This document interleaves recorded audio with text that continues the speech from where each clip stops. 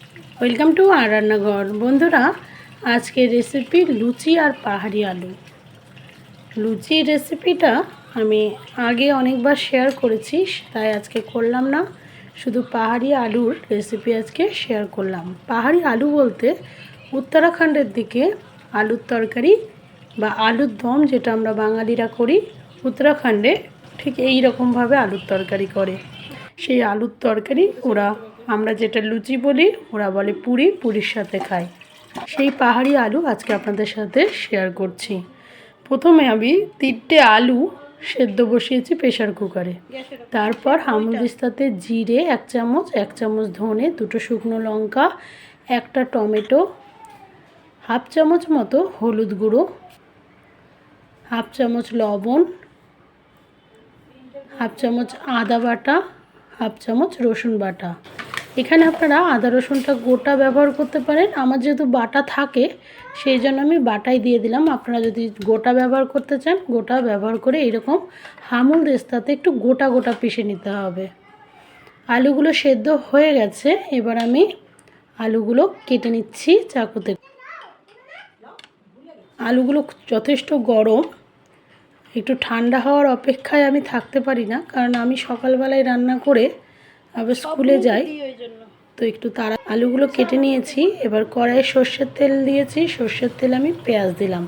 এখানে বলে রাখি, আমি অনেক বেশি তেল, সর্ষের তেল ইউজ করলেও করতে পারি, কিন্তু আমি যেহেতু প্রতিদিন এই খাবারগুলোই খাই, সেই জন্য আমি বেশি তেল ইউজ করি না।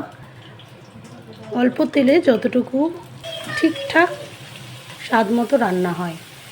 এরপর যে মশলাটা আমি হামুদিস্তাতে পিষে রেখেছিলাম, সেই মশলাটা দিয়ে দিয়েছি আর দিয়ে দিলাম আলু। মশলাটা একটু নাড়িয়ে চাড়িয়ে একটু কষা হলেই আলুটা দিয়ে দেবেন,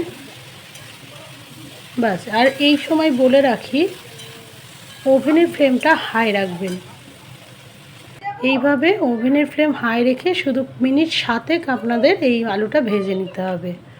দিলাম স্বাদ মতো একটু চিনি আর গরম মশলা। দেখুন, এরকম কড়াইয়ে লেগে যাবে, এরকমভাবে মিনিট 5-7 আপনার ভাজতে হবে। উপর থেকে একটু ধনেপাতা দিয়ে দিলাম গার্নিশিংয়ের জন্য। আপনারা এইভাবে, মানে ঠিক 10 থেকে 15 মিনিট লেগেছে এই আলুর তরকারিটা আমার করতে। এইভাবে একবার পাহাড়ি আলু করে দেখুন। যদি আপনাদের ভালো লাগে, অন্যদের সাথে শেয়ার করুন। এবং লুচির সাথেই খেতে হবে এরকম কোনো মানে নাই, রুটির সাথেও খাওয়া যাবে, মুড়ির সাথেও খাওয়া যাবে, ভাতের সাথেও খাওয়া যাবে, যে কোনো কিছুর সাথে এই আলু খেতে দারুণ লাগছিল। খুব ভালো টেস্টি এই রেসিপি। আপনাদের যদি আমার এই সাধারণ রান্নাগুলো ভালো লাগে, প্লিজ অন্যদের সাথে শেয়ার করুন। যারা এখন আমার চ্যানেলকে সাবস্ক্রাইব করেননি, তারা সাবস্ক্রাইব করুন। এবং ভালো থাকবেন, সুস্থ থাকবেন আর আমার সাথে থাকবেন। দেখুন, তার সাথে এই কয়েকটা লুচি, আমি আগেও এই কড়াইটা আপনাদের দেখিয়েছি, এটা আমার লোহার কড়াই। এই কড়াই আমি বেশিরভাগ সমস্ত ভাজা জিনিসগুলো করি।